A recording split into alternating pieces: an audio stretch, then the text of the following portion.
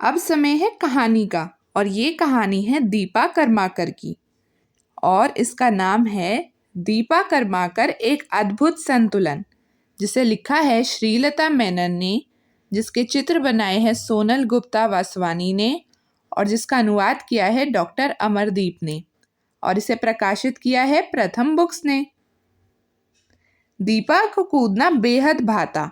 वह पेड़ों पर चढ़ जाना पसंद करती और उसे सबसे अधिक अच्छा लगता अपनी पूजा दीदी के साथ दौड़ लगाना और खेलना। दीपा त्रिपुरा की राजधानी अगरतला में रहती थी। अगरतला अगर के पेड़ों व अनानास, नारंगी और लीची के बागीचों से सजी हरी भरी जगह है। उसके बाबा राष्ट्रीय भारोत्तोलन चैंपियन थे। उनके साथ वह लगभग रोजाना व्यायामशाला यानी जिम जाया करती, जहां वे प्रशिक्षक थे। माँ और बाबा अपनी दोनों बेटियों को खेल के क्षेत्र में लाना चाहते थे। यही कारण है कि दीपा का प्रशिक्षण महज 5 साल की उम्र से शुरू हो गया।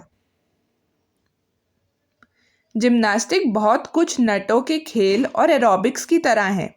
तेज गति के साथ कलाबाजी, पैरों को मोड़कर हवा में उड़ते हुए गोते लगाना, पतली रस्सी, वोल्ट और ऊंची ऊंची छड़ों पर पूरे शरीर को गोल घुमाते हुए सर को एड़ी तक ले आने जैसे सांस रोक देने वाले करतब दिखाना।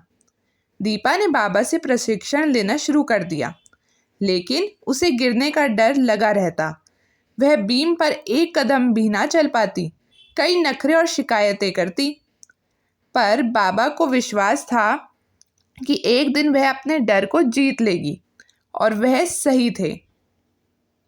अरे वाह! दीपा दोनों हाथों और पैरों के सहारे पहिए की तरह गोल घूम रही थी। ओहो, वह कितनी आसानी से हवा में सारे करतब कर रही है। बाबा और दीपा के कोच सोमा नंदी दोनों बहुत खुश थे। 2002 में हुए उत्तर पूर्वी खेलों में जब दीपा 9 साल की थी, उसने बैलेंसिंग बीम प्रतियोगिता में भाग लिया और जानते हैं क्या हुआ? दीपा ने स्वर्ण पदक जीता। क्या स्वर्णिम क्षण थे वे! उसकी यह जीत दीपा और उसके बाबा के लिए खास मायने रखती थी। अब उसने जिम्नास्टिक को गंभीरता से लेना शुरू किया, पर दीपा को अभी कठिन मेहनत करनी थी। उसके पैर के तलवे सपाट थे। उसमें स्वाभाविक रूप से पाए जाने वाली गोलाई नहीं थी। सपाट तलवे एक जिम्नास्ट के दौड़ने और फिर कूदने के बाद जमीन पर संतुलन बनाने को प्रभावित करते हैं। लेकिन दीपा ने तय किया कि वह हार नहीं मानेगी। दीपा के कोच सोमा नंदी ने उसे गुरुजी विशेश्वर नंदी से मिलाया।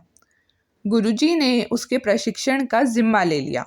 शीघ्र ही दीपा विशेष तरह के व्यायाम करने लगी, जिससे उसके पैरों के तलवों में गोलाई विकसित होने लगी। भारत में कभी जिम्नास्टिक की विशेष प्रसिद्धि नहीं रही है। प्रशिक्षण के लिए ना तो बुनियादी सुविधाएं रही थी और ना ही उपयुक्त स्थान, पर दीपा के लिए ये कठिनाइयां मायने नहीं रखती थी। गुरुजी ने स्कूटर के कलपुर्जों से स्प्रिंग बोर्ड तैयार किया। टूटे फूटे मैट को एक दूसरे के ऊपर रखकर वोल्टिंग प्लेटफॉर्म बनाया गया और पुरानी कार की सीटें लैंडिंग स्पेस बन गई। दीपा के लिए ये व्यस्तता भरे दिन थे। दीपा प्रत्येक दिन 8 घंटे दौड़ने, कूदने, शरीर को अलग अलग तरीके से मोड़ने और उसे गोल घुमाते हुए सर के बल खड़ी होने का अभ्यास करती। उसकी हड्डियों में दर्द होता और मांसपेशियों में तकलीफ होती रहती। वह उदास भी हो जाया करती। भूख और थकान उसे बहुत परेशान करते। बाकी बच्चों की तरह दीपा को भी आइसक्रीम बेहद पसंद थी, लेकिन उसे सख्ती से आहार के नियमों का पालन करना होता। कभी कभी उसे घर से दूर स्पोर्ट्स हॉस्टल में रहकर अभ्यास करना होता और ख़ास बात यह है कि इस सब के साथ साथ उसकी परीक्षाएं भी रहा करती। पर क्या वो इतनी कड़ी मेहनत करने से पीछे हटी? नहीं, बिल्कुल नहीं। दीपा की एकमात्र इच्छा थी अधिक से अधिक मेडल जीतना और अपने क्षेत्र में सर्वश्रेष्ठ बनना। साल बीतते गए। दीपा ने सारे जूनियर और राष्ट्रीय खिताब अपने नाम किए। हालांकि 2010 के राष्ट्रमंडल खेलों में उसे सफलता नहीं मिल पाई। आशीष कुमार उस प्रतियोगिता में मेडल जीतने वाले पहले भारतीय जिम्नास्ट रहे। भारत के लिए यह गौरव भरा क्षण था। दीपा का दिल टूटा जरूर, पर इस झटके ने उसे मजबूत ही किया। अब उसने और बेहतर करने का संकल्प लिया। 4 साल बाद 2014 के ग्लासगो राष्ट्रमंडल खेलों और फिर 2015 के हिरोशिमा एशियाई खेलों में दीपा ने कांस्य जीता। कांस्य मतलब ब्रॉन्ज मेडल जीता। विजेताओं के मंच पर खड़ी होने का रोमांच कुछ अलग ही था। अब तक दीपा 77 मेडल्स जीत चुकी थी और इनमें से 67 स्वर्ण पदक थे। लेकिन गुरुजी चाहते थे कि वह अंतर्राष्ट्रीय स्तर पर अपनी छाप छोड़े। अभी उसे वो करना था जिसके लिए ज़्यादातर जिम्नास्ट ने कभी कोशिश नहीं की थी, कुछ साहसी और खतरनाक। गुरुजी ने उसे प्रोडुनोवा वोल्ट का प्रशिक्षण देना शुरू किया। इसका नाम येलेना सर्गेयवना प्रोदुनोवा नाम की महिला जिम्नास्ट पर रखा गया था, जिसने पहली बार इसमें महारत हासिल की थी। इससे पहले अब तक केवल 4 महिलाओं ने इस बेहद खतरनाक कलाबाजी को सफलतापूर्वक पूरा किया है। 2016 में 23 साल की दीपा रियो ओलंपिक खेलों में दुनिया को अपना कौशल दिखाने को तैयार थी। पूरा देश बड़ी उत्सुकता से उसे पदक जीतते हुए देखना चाहता था, पर वह चूक गई। महज 0.15 सेकंड के अंतर से वह पदक जीतते जीतते रह गई। लेकिन उसके प्रदर्शन ने सबको अवाक कर दिया था।